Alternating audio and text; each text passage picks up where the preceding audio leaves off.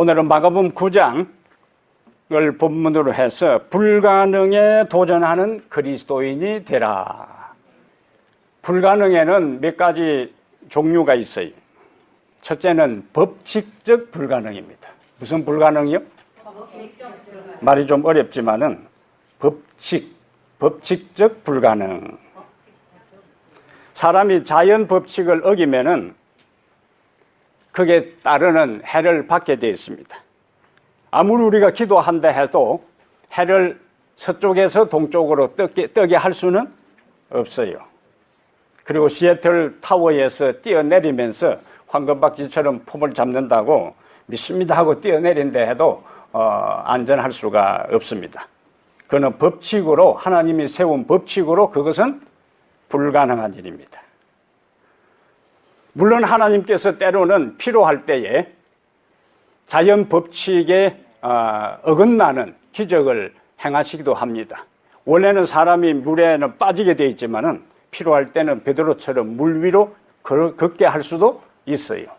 사람이 불 속에 들어가면은 타서 죽지만은 필요하면은 다니엘의 세 친구처럼 그 불의 영향력에서 자유롭게 하실 수도 있습니다. 그러나 이것은 일반적인 것이 아니에요. 둘째는 논리적 불가능이 있어요. 논리적으로 그것은 앞뒤가 안 맞는다, 그거이죠. 가끔 이제 하나님의 능력에 대해서 이야기를 할 때에 조금 자기 나름대로 머리가 좋다고 하는 사람이 이런 질문을 들려요. 하나님은 모든 것을 하실 수 있다. 그러면 하나님은 자신이 들 수 없는 바위도 만들 수 있느냐? 못 알아들으면 할 수가 없고. 그 자체는 앞뒤가 안 맞는 질문이에요. 하나님은 모든 것을 하실 수 있는데 하나님이 들 수 없는 바위를 만들 수 있느냐? 하나님은 모든 문제를 풀 수가 있는데 하나님이 풀 수 없는 문제를 스스로 만들 수 있느냐? 이것은 스스로 모순됩니다. 옛날 중국의 고사에 이 초나라 시절에, 중국의 초나라 시절에 한 사람이 길에서 창하고 방패를 팔면서 창을 들고는 이 창은 이 세상에 어떤 방패도 다 뚫을 수가 있습니다 라고 이제 소리를 썼어요. 그러고는 이제 그 창을 내려놓고는 방패를 들고는 이 방패는 이 세상에 어떤 창도 다 막을 수가 있습니다 그랬어요. 그 소리를 가만히 듣고 있던 한 사람이 이상해서 그러면은 이 창으로 이 방패를 찌르면 어떻게 됩니까? 거기에서 나온 말이 모순입니다. 모순. 우리가 모순이라 하는 말이 그 이야기에서, 그 고사에서 유래한 거예요. 그래서 우리가 인생을 살아갈 때에 모든 것을 하나님께서 하실 수 있지만은 일반적인 현상에서 논리적으로 불가능한 일도 있다. 세 번째는 경험적 불가능이에요. 이것은 우리의 일상의 삶에서 경험적으로 불가능한 일입니다. 지금 우리가 거의 다 각 사람들이 스마트폰을 갖고 있는데 불과 몇십 년 전만 해도 사람 손에 그러한 것을 가지고 온 세상을 다 구경하고 온 세상에 그 스마트폰을 갖고 있는 사람하고 얼굴을 마주 보면서 대화하는 것은 불가능했다. 그러나 이전의 시대에 어떤 사람들에게는 불가능해 보였던 그것들이 세월이 흐르면서 그 불가능하게 도전하는 사람들에 의해서 과거에는 불가능하게 판단했고 생각했고 평가했던 그것들이 지금은 불가능하게 보였던 그것들이 거의 다 가능해지는 세상에 우리가 살고 있습니다. 이것을 경험적 불가능에 대한 도전이. 하나님은 우리 신앙인이, 하나님은 우리 그리스도인들이 이런 경험적 불가능에 도전하기를 원하시오. 끊임없이 변화하는 세상에서 이전에 내가 경험적으로 불가능하다고 해서, 이전에 내 주변에 불가능하게 보였다 해서, 이전에 다른 사람들이 불가능하다고 결론을 내렸다고 해서 불가능하다고 결론을 내리지 말라. 인간은 하늘에 나는 새를 보면서 저 창공의 새들처럼 사람도 한번 날아봤으면 좋겠다 하는 꿈을 많이 꾸었습니다. 근데 그러한 꿈을 꾸는 그 시절에 물리학자들과 천문학자들은 인간이 물리적 법칙으로 하늘을 날 수 없는 것을 논문을 쓰고 발표를 하고 그렇게 했어요. 그러나 그런 건 상관없이 지금은 달나라도 여행하고 다른 무한 우주를 여행하는 시대에 우리가 살고 있습니다. 그러므로 어제의 불가능이 오늘의 불가능이 아니다. 하나님을 믿지 아니하는 자연세계, 물리적 세계에도 불가능하게 보였던 것들이 가능하게 되는 세상이라면은 모든 법칙을 뛰어넘어 존재하시는 능력의 하나님을 믿는 우리들에게는 더 불가능에 도전하는 신앙인이 되어야 한다는 필연적 이유를 우리는 여기서 찾을 수가 있습니다. 그래서 오늘 본문에서 어떻게 불가능에 도전하는 신앙인, 그리스도인이 될 수 있는지를 몇 가지 내용들을 살펴보겠습니다. 첫 번째, 우리가 불가능에 도전할 수 있는 그리스도인, 신앙인이 될 수 있는 것은 불가능한 현장에 찾아오시는 예수님이 계시기 때문이다. 시작.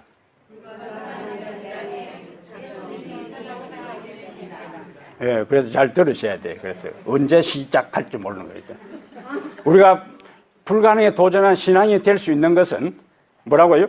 불가능의 현장에 찾아오시는 예수님이 계시기 때문이다.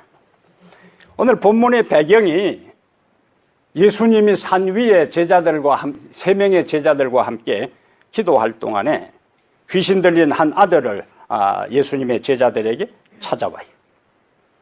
예수님이 계셨으면 당연히 예수님이 기도해서 명령해서 그 귀신을 쫓아내었겠지만은 예수님이 계시지 않으니까 누가 해야 되는 거죠?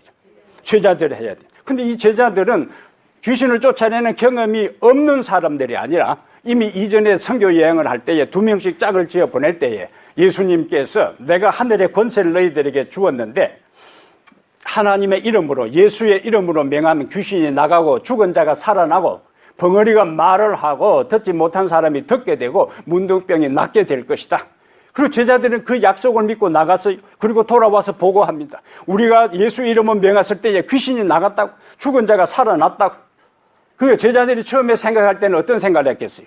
이전에 그런 경험이 있으니까 쉽게 할 수 있다 생각하고 예수의 이름으로 명하노니 귀신이 나가라고 아무리 소리를 질러도 귀신이 나가는 길은 꼼짝도 안 하고 비웃기나 하는 듯이 더 이 귀신 들린 아들을 발작을 일으키고 고통스럽게 이제 하는 거예요. 불이 났다 하면 사람들이 삽시간에 구경꾼이 몰려듭니다. 이 프리웨이에 사고가 나면은 사고가 나지 않는 반대편까지도 밀리는 현상은 왜 그런 현상이 생겨요? 예? 한 번씩 뭔가 싶어서 고개 돌리면서 브레이크 살짝 밟는 것이 모아져가지고 반대편 이 차선까지 체정을 일으키는 그런 것들은 무언가 구경하는 사람들 때문에.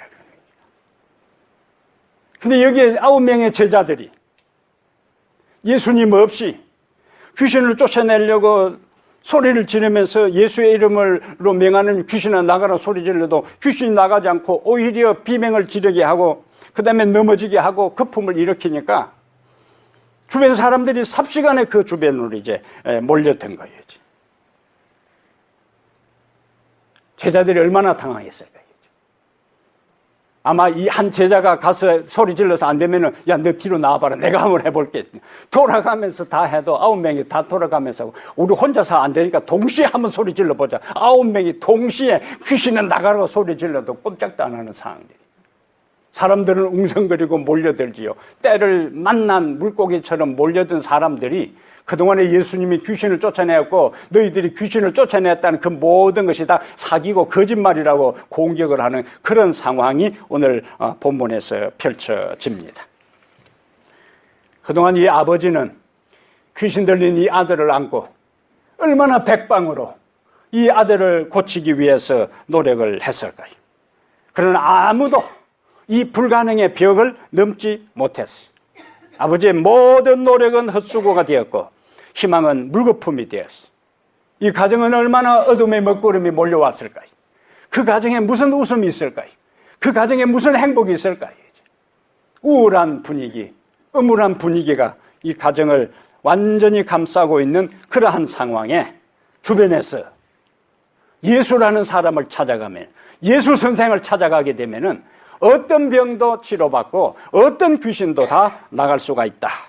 그래서 이 아버지는 마지막 희망, 신라 같은 희망, 지푸라기도 잡는 심정으로 예수님을 찾아왔는데 하필이면은 그때 예수님은 부재 중이고 제자들이 나름대로 노력을 한다 해도 귀신은 나가지가 않은 상황이에요. 자, 오늘 우리가 첫 번째 주제가 뭐라고요? 불가능한 현장에 찾아오시는 예수님. 그동안 예수님은 변화산 위에서 하나님의 음성을 들었고 하늘의 영광의 구름이 감쌌고 그 다음에 모세와 엘리야가 그들에게 나타났어요. 얼마나 그 분위기가 거룩한 분위기였으면은, 얼마나 그 환경이 거룩한 환경이었고 좋은 분위기였으면은 베드로가 자다가 봉창 두들기는 소리를 내는 거예요.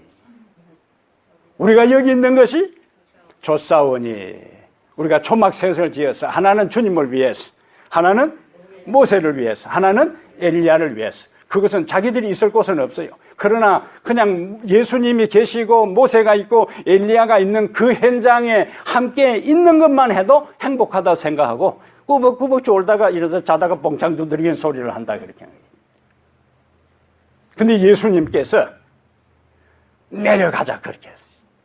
내려가자고.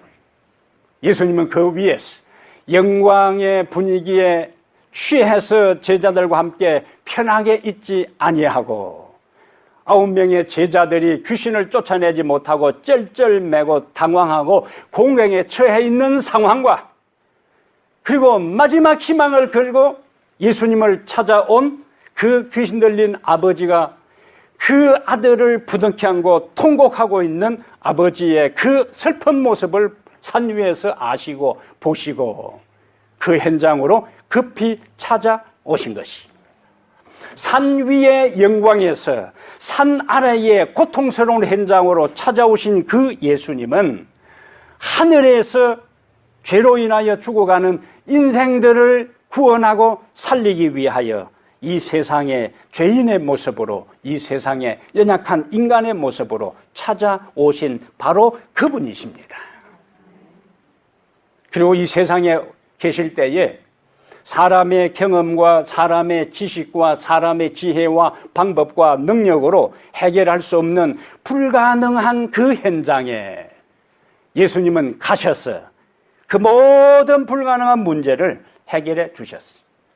제자들은 바다에서 잔뼈가 굵은 사람들이 어지간한 파도, 어지간한 풍랑은 다 견디고 뚫고 나갈 수 있는 사람들이, 그러나 그들이 풍랑을 만나서 속수무책으로 바다 한가운데서 그 침몰 직전에 있을 때에 예수님은 급히 그 제자들을 구원하기 위해서 바다 얼마나 급했으면 둘러가지 않고 그냥 바다 위로 달려가서 제자들을 구원해 주신 것을 볼 수가 있습니다. 횡의 이 형예성의 위협 앞에서 자기 힘으로 도저히 살아날 수 있는, 피할 수 있는, 그리고 그 형을 대적할 수 있는 그 힘이 없음을 알고 마지막 하나님 앞에 엎드려 간구하는 야복강가에 울부짖고 기도하는 야곱에게 하나님은 찾아오셔서 그 문제를 해결해 주셨어요. 느부갓네살 왕이 만든 금신상에 절하기를 거절하고 풀무불에 던져진 다니엘의 세 친구들을 구원하기 위해서 그 풀무불로 하나님은 직접 찾아오셨습니다. 진리의 복음을 전하다가 죄수가 되어서 이제 로마로 압송당하는 바울이 14일 동안 거센 풍랑을 만나서 이러지도 못하고 저리도 못하고 죽어갈 그때에 혹독한 어려움 중에 있는 바울에게 하나님은 찾아오셔서 내가 여기서 죽지 않을 것이고 너는 로마에 가서 복음을 전할 것이라는 그 위로와 희망의 기별을 우리 하나님은 찾아오셔서 바울에게 전해 주셨어요. 인간의 위기와 인간의 궁지와 인간의 불가능한 상황은 어느 때인가 하나님이 찾아오실 때이고 하나님이 역사하실 기회이고 하나님이 일하실 때임을 기억하고 감사하게 되기를 바랍니다. 이제는 내 손으로, 이제는 내 힘으로, 이제는 내 방법으로, 이제는 내 지혜로 도저히 이 문제를, 이 어려움을, 이 공경을, 이 위기를 벗어날 수도 없고 극복할 수도 없고 헤쳐나갈 수도 없다고 생각하는 순간에 한편으로 이때에 누가 찾아올 시간인가? 우리 주님이 나의 이 고통스러운 삶의 현장에, 이 불가능한 상황에, 이 어려운 위치에 찾아오실 때인 것으로 오히려 기대하게 되기를 바랍니다. 그래서 인간에게 희망이 있는 거예요.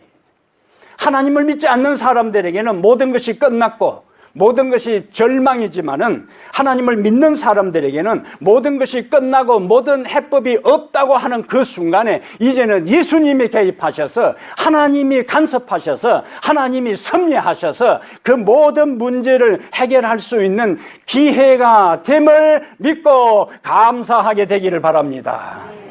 이것이 신앙인에게 주어진 특권이요, 이것이 하나님의 자녀들에게 주어진 축복이요, 이것이 하나님의 자녀들만이 누리는 은혜임을 기억하게 되기를 바랍니다. 두 번째로 우리는 어떻게 하면 불가능에 도전하는 그리스도인이 될 수 있는가? 불가능을 가능하게 하시는 하나님의 능력을 신뢰하라. 시작.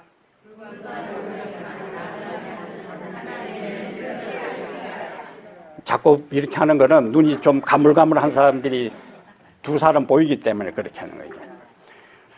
직접 이야기하면은 기분 나빠 교회 안 나올 수도 있으니까 간접적으로 해서 정신 차리라 그 말이라.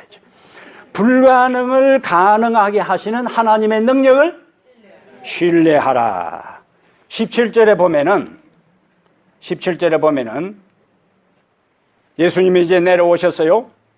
무리 중에 하나가 대답하되 선생님, 말 못하게 귀신 들린 내 아들을 선생님께 데려왔나이다. 그러면서 18절에 보면은 귀신이 어디서든지 그를 잡으면 거꾸러져 거품을 흘리며 이를 갈며 그리고 파리해지는지라. 내가 선생님의 제자들에게 내쫓아 달라 하였으나, 이 나짝이 있으면 안 되는 거라 원래 이제 하니 이렇게 돼야 되는 거죠.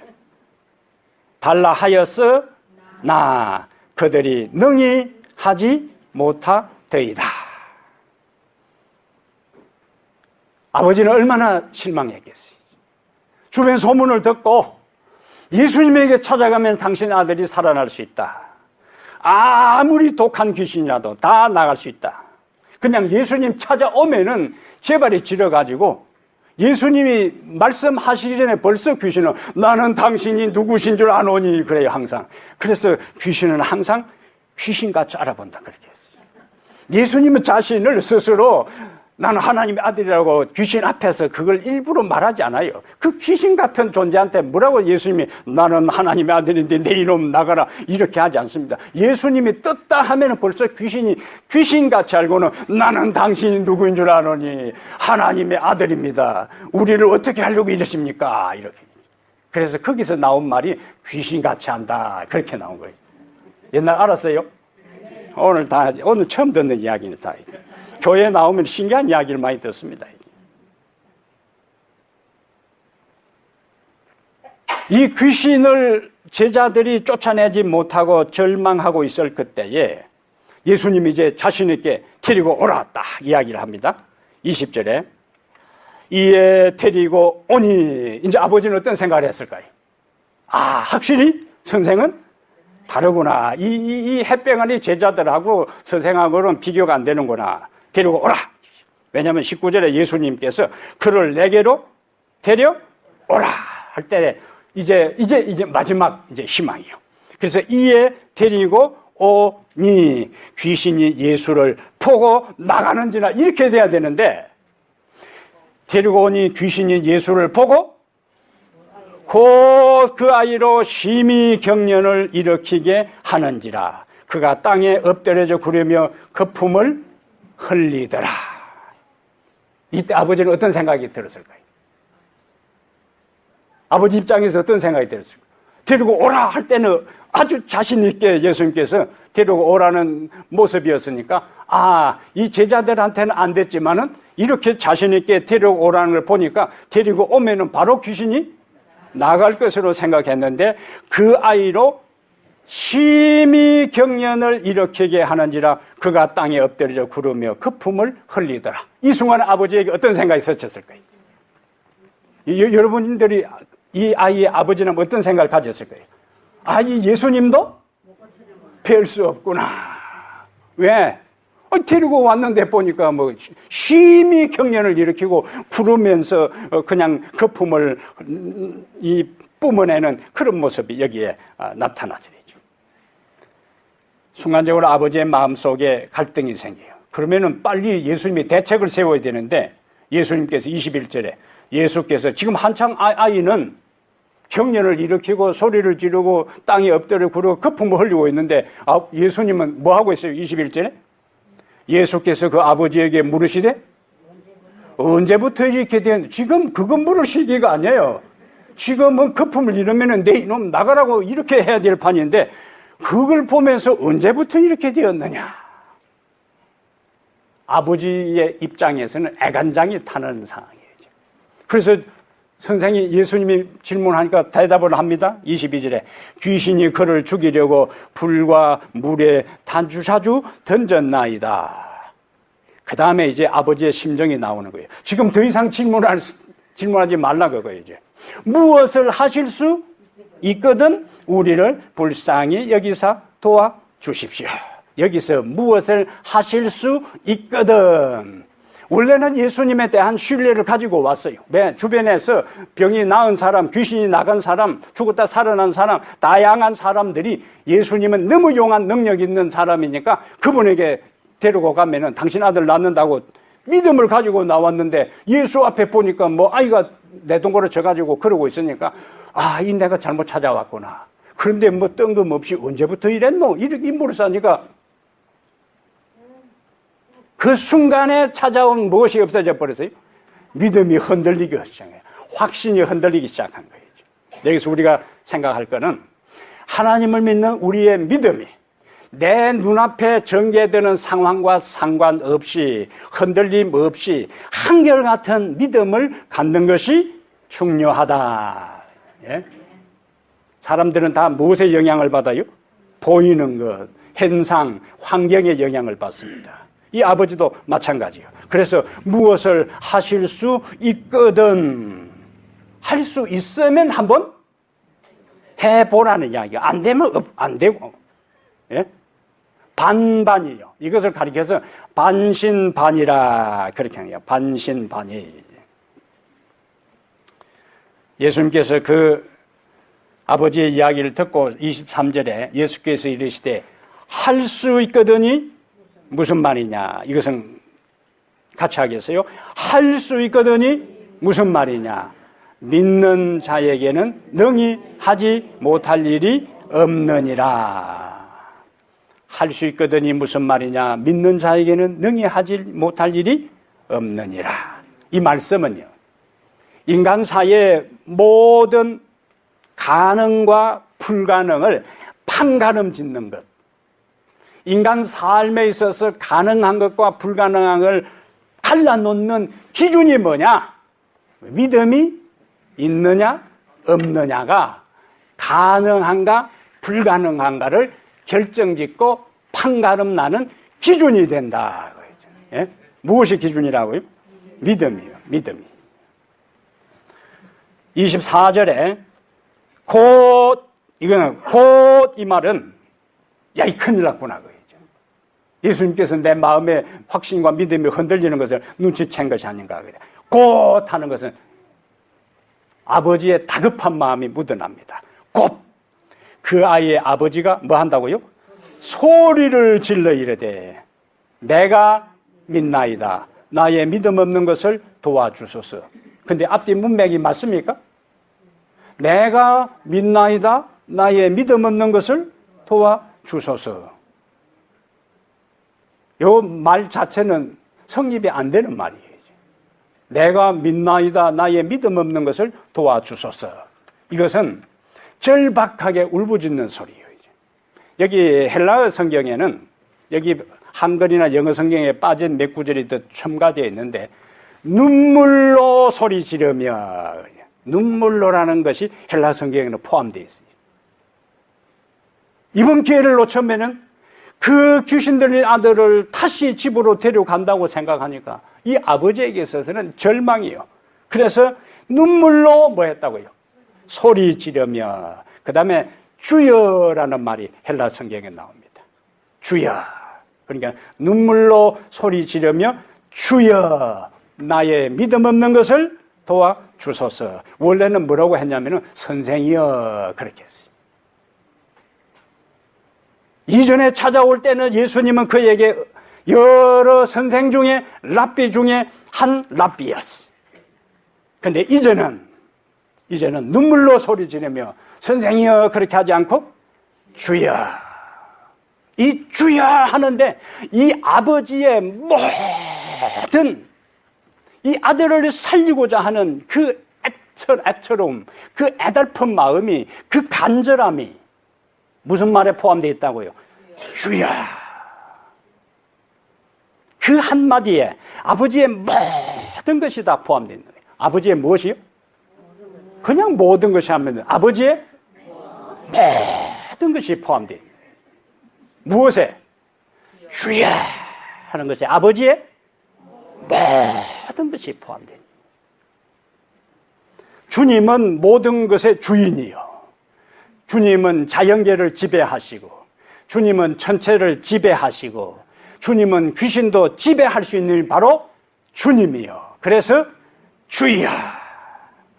우리가 하나님 앞에 기도할 때에 얼마나 유창한 기도, 지난번 이야기했지만 창세기부터 계시록까지 다 하다가 로마 홍수 때 떠내려가는 그런 기도가 아니고 떠듬거리는 기도, 앞뒤가 안 맞는 기도를 할지라도 그 한마디 한마디 하나하나의 말씀 속에 무엇이 있어야 되는가? 간절함이 있었어요. 간절함이, 진실함이 있었어요. 진실함이. 그때에 우리의 드리는 기도를 하나님께서 응답해 주십니다. 간절함이 없다 하는 이야기는 주여 할 때에 모든 것을 걸고 울부짖지 않는다는 이야기는 응답을 해주면 고맙고 안 해도 섭섭하지 않다 할 때에는 그러한 간절함이 없어요. 그러나 주여, 당신이 이 내 기도를 응답해 주지 않으면 내 인생 없습니다. 내 인생 망합니다. 내 인생 끝납니다. 그런 마음으로 누구를 찾아라? 주여. 그때에 하나님의 응답이 그렇게 애절하게 간절하게 눈물로 간구한 자들의 기도를 응답해 주시는 것입니다.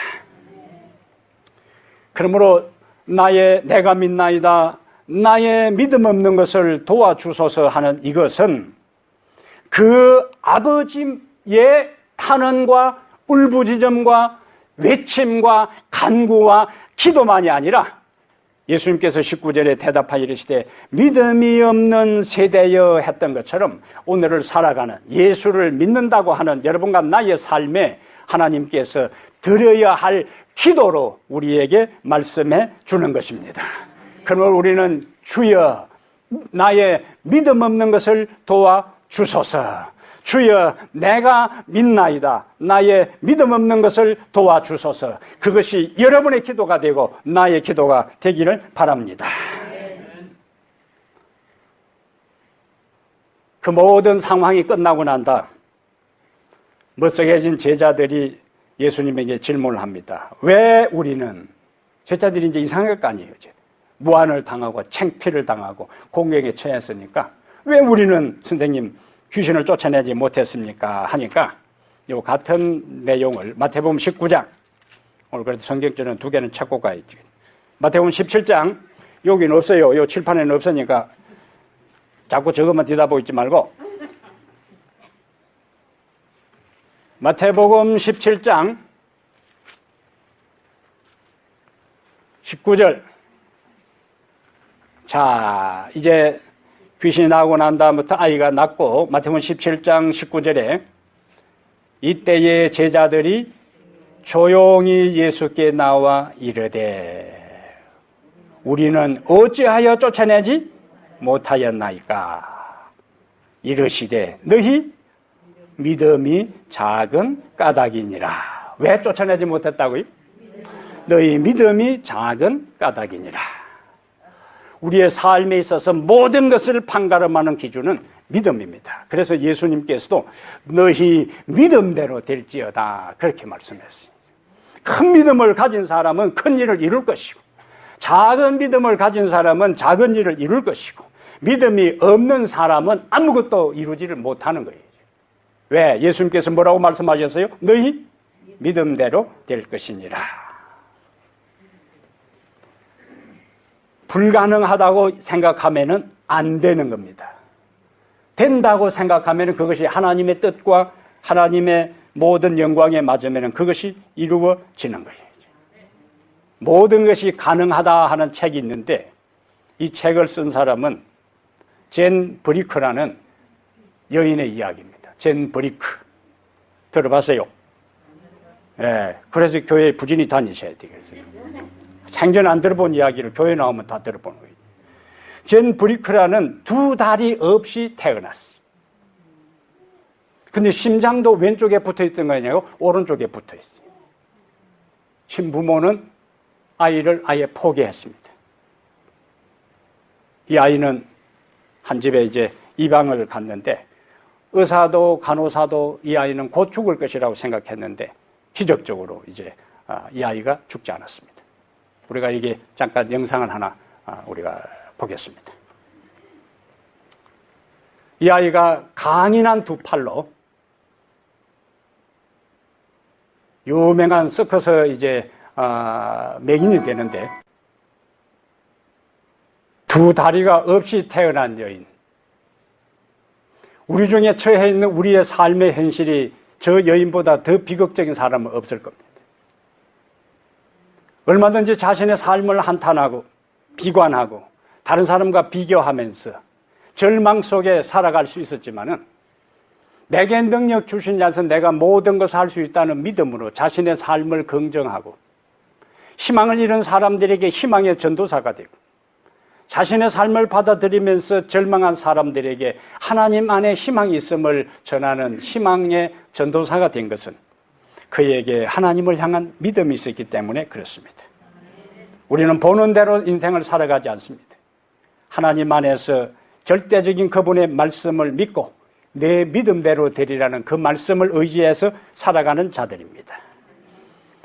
세 번째, 마지막으로 불가능을 가능케 하시는 하나님께 기도하라.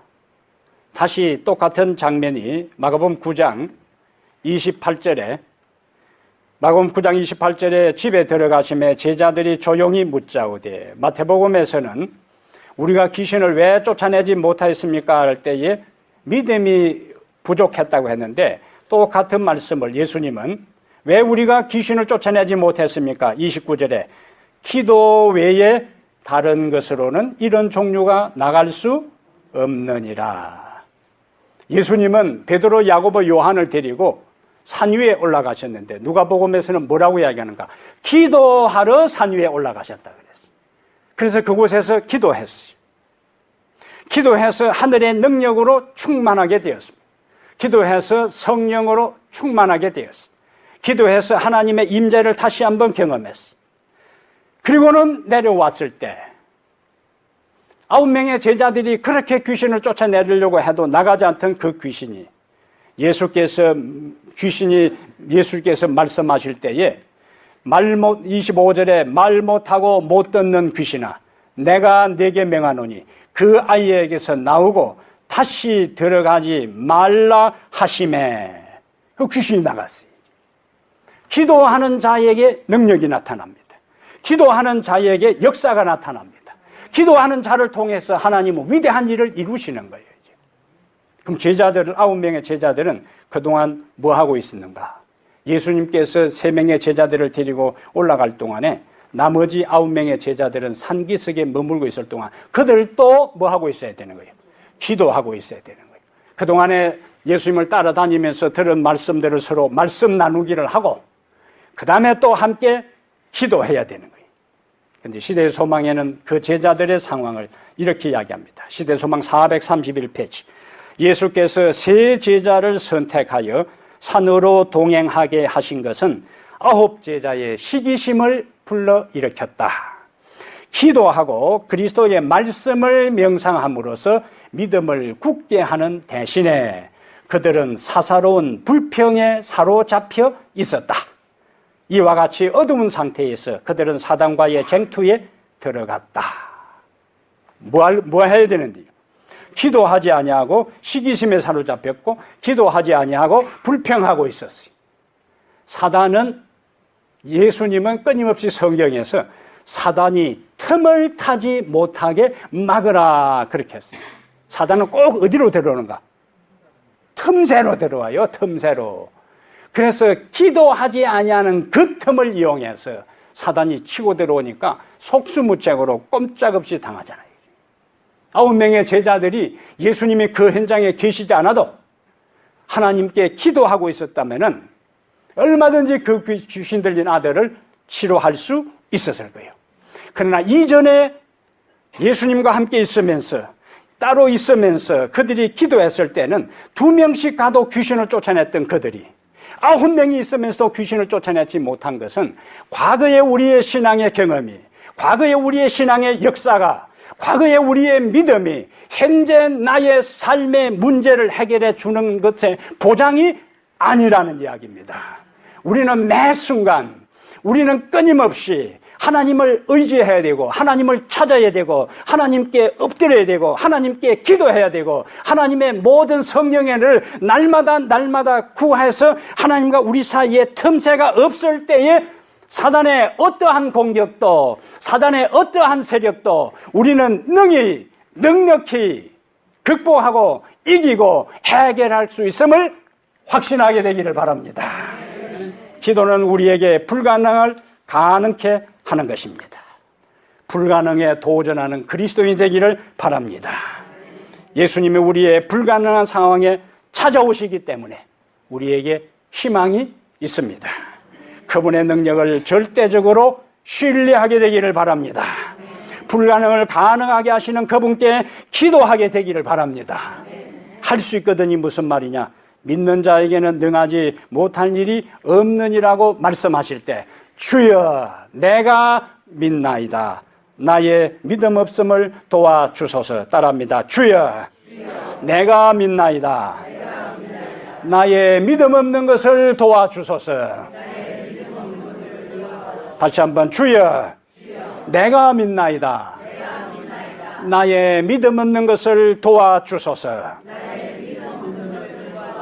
이런 기도를 통하여 불가능에 도전하는 그리스도인이 되어 불가능을 정복하고 불가능의 벽을 무너뜨리고 하나님 안에서 가능하게 된 걸 통해 주께 영광 돌리는 거룩한 성도들 되기를 주의 이름으로 축복합니다.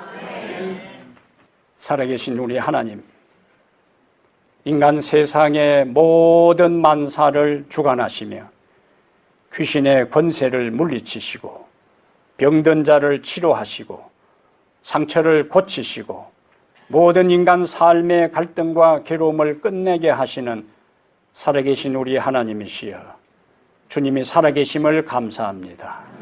그리고 살아계신 우리 하나님께서 우리가 인생에서 불가능한 상황에 처할 때에 어김없이 찾아오셔서 우리의 한계와 우리의 지혜와 우리의 경험과 우리의 방법과 우리의 능력으로 해결할 수 없는 그 문제를, 극복할 수 없는 그 문제를, 풀 수 없는 그 문제를 해결해 주시고 살아계신 하나님께 영광을 돌리도록 역사하시는 주님을 인해 찬양하고 감사합니다. 하나님 아버지, 우리의 삶의 눈앞에 전개되는 현실만을 바라보면서, 현상만을 바라보면서 주의 능력을 제한하지 않게 하시고, 우리 스스로 절망하지 않게 하시고, 우리 스스로 주눅들지 않게 하시고, 우리 스스로 좌절하지 않게 하시고, 다시 눈을 들어 하나님을 바라보며 믿음의 길을 걷게 하여 주시옵소서. 다시 눈을 들어 주님께 울부짖는 눈물의 기도를 드리게 해 주시옵소서.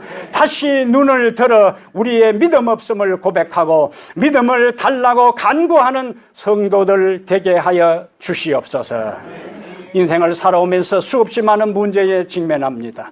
수많은 어려움에 봉착합니다. 불가능한 현실 앞에서 좌절하지 아니하고 다시 그 불가능에 도전하는 그리스도인이 되게 하여 주시옵소서. 우리 주 예수님 이름으로 기도합니다. 아멘.